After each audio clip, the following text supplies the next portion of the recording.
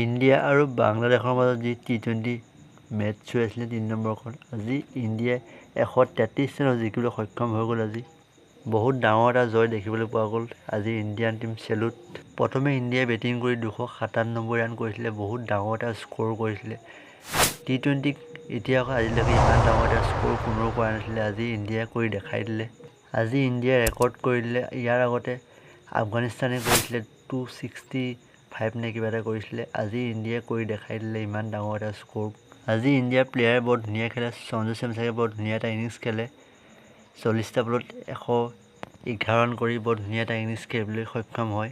আজি চেমচাঙে 2 নম্বৰটো ফাৰ্ষ্ট 100 বনায়। ইয়াৰ আগতে ৰোহিত শৰ্মাই বনাইছিল 2017 চনত। আজি সঞ্জু চেমচাঙে বনালে 2024 চনত 40টা বলত 111। আজি হাৰ্দিক পাণ্ডিয়াই ৰিয়ান পৰাগ বৰ ধুনীয়া এটা ইনিংছ খেলে। সূৰ্যকুমাৰ যাদৱে বৰ ধুনীয়া এটা ইনিংছ খেলে। আজি 2500 ৰান কমপ্লিট কৰে। আজি বৰ ধুনীয়া এটা ইনিংছ খেলে আজি সূৰ্যকুমাৰ যাদৱে।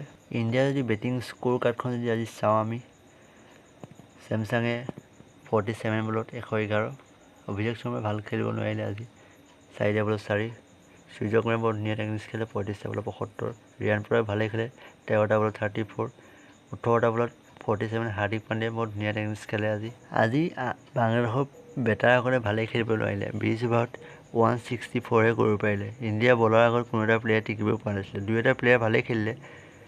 আজি ইণ্ডিয়া বলিং বৰ ধুনীয়া কৰে। ইণ্ডিয়াৰ যদি বলিং স্ক'ৰ কাৰ্ডখন যদি আমি চাওঁ, আজি মায়ংক যাদৱে আজি ধুনীয়া বলিং কৰে, 4 অভাৰ দি 32 ৰান দি 2টা উইকেট পায়। হাৰ্দিক পাণ্ডিয়াই উইকেট নাপালে। আজি ৱাশ্বিংটন সুন্দৰে 1 অভাৰ দি বৰ ধুনীয়া বলিং কৰে, আজি 1টা উইকেট পায়। নীতিশ ৰেড্ডীয়ে 1টা উইকেট পায়। ৰবি বিষ্ণুৱে বৰ ধুনীয়া বলিং কৰে, 3টা উইকেট পায়।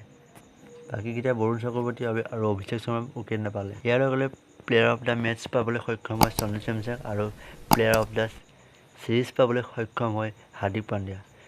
যদি ভিডিঅ'টো ভাল লাগে এটা লাইক কৰি দিব। Thank you so' much.